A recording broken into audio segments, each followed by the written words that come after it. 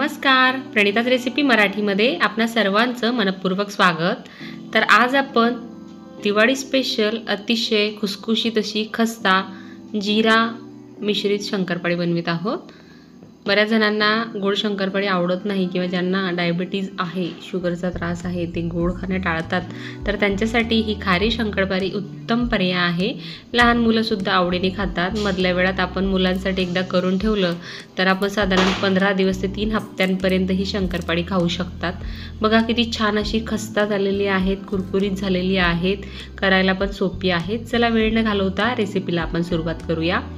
तर या ठिकाणी खस्ता शंकरपाळी बनवण्यासाठी इथे मी 1 किलो मैदा घेतलेला आहे। आज आपण 1 किलो मैद्याच्या प्रमाणात ही शंकरपाळी बनवतोय।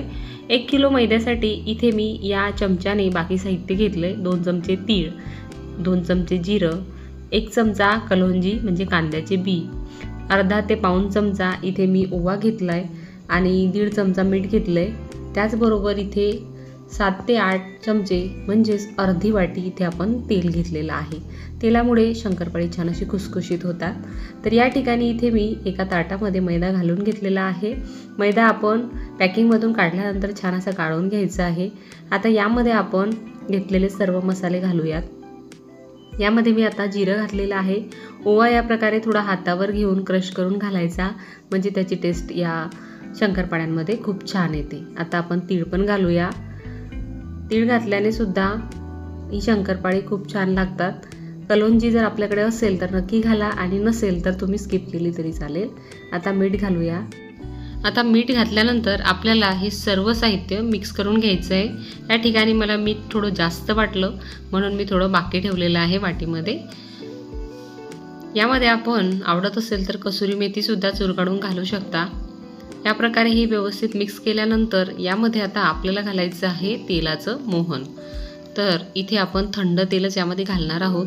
साधारण 8 ते 9 चमचे तेल 1 किलो मैद्यासाठी पुरेसं आहे।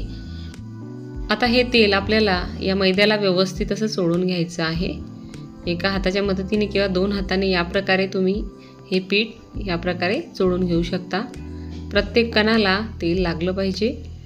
तेल घातल्यामुळे ही शंकरपाळी खूप छान अशी खुसखुशीत होतात।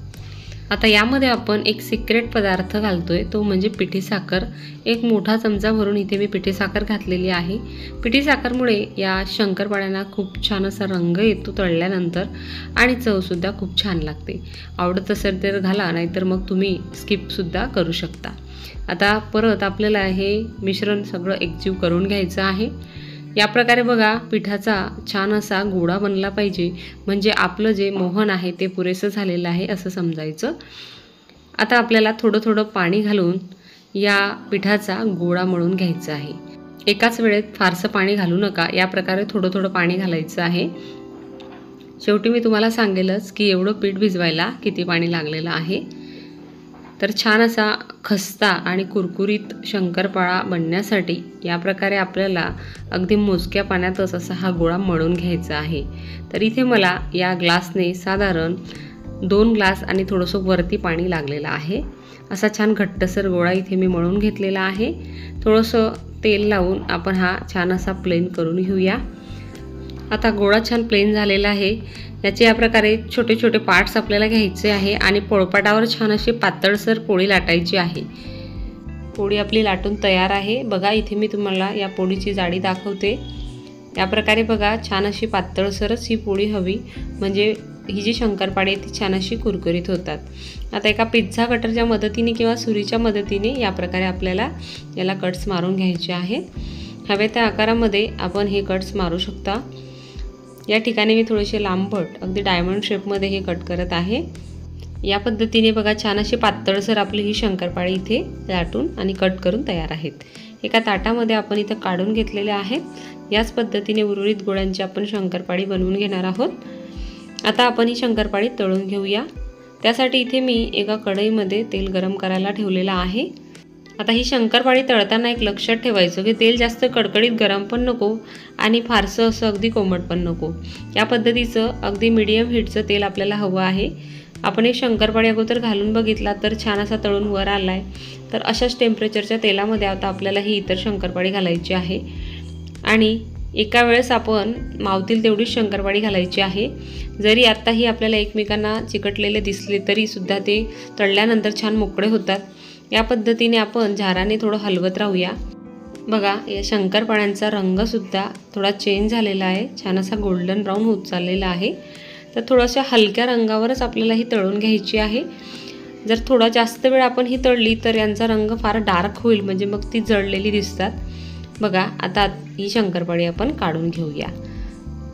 बघा किती छान अशी कुरकुरीत झालेली आहेत, खूप छान असा रंग आलेला आहे आणि आपण जे मसाले घातलेत ते बघा किती सुंदर दिसत आहे यामध्ये आणि चवीला सुद्धा हे तेवढेच अप्रतिम लागतात। बघा ही शंकरपाळी किती छान अशी कुरकुरीत झालेली आहे। याच पद्धतीने आपण उर्वरित सर्व शंकरपाळ्यांच्या बॅचेस तळून घेऊया। जर तुमच्याही घरी गोड शंकरपाळी खायला नको म्हणत असतील तर या प्रकारची ही जिरा शंकरपाळी अगदी खस्ता आणि चवीला अप्रतिम लागणारी नक्की बनवून बघा, खूप टेस्टी होतात। बघू शकताय इथे मी तुम्हाला काही शंकरपाळी तोडून दाखवते, खूप छान असे खस्ता झालेले आहेत, कुरकुरीत झालेले आहेत। आता तर दिवाळी आहे, पण इतरही जेव्हा तुम्हाला अगदी मधल्या वेळामध्ये भूक लागत असेल तर तुम्ही चहासोबत सुद्धा हे खाऊ शकता। लहान मुलांना आयत्या वेळेस द्यायला सुद्धा उत्तम पर्याय आहे आणि यामध्ये आपण ओवा पण घातलेला आहे, त्यामुळे पोटाचा त्राससुद्धा होणार नाही। तर अशा प्रकारची ही जिरा शंकरपाळी या दिवाळीला आणि जेव्हाही तुम्हाला वाटेल तेव्हा नक्की बनवून बघा। खूप छान सोपी अशी रेसिपी आहे।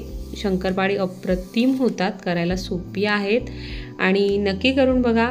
आणि रेसिपी आवडल्यास व्हिडिओला लाईक, शेअर आणि चॅनलला सबस्क्राईबसुद्धा नक्की करा। आणि यासारख्याच वेगवेगळ्या दिवाळी रेसिपीज तुम्हाला बघायच्या असतील तर आपल्या चॅनल लोगोवर क्लिक करून त्या तुम्ही नक्की बघा, त्या रेसिपीजसुद्धा तुम्हाला खूप आवडतील। तर आज वेळात वेळ काढून तुम्ही माझी रेसिपी पाहिली त्याबद्दल तुम्हा सर्वांचे खूप खूप धन्यवाद। पुन्हा भेटूया अशाच एका नवीन छानशा दिवाळी रेसिपीमध्ये। सर्वांना दिवाळीच्या खूप खूप शुभेच्छा। धन्यवाद।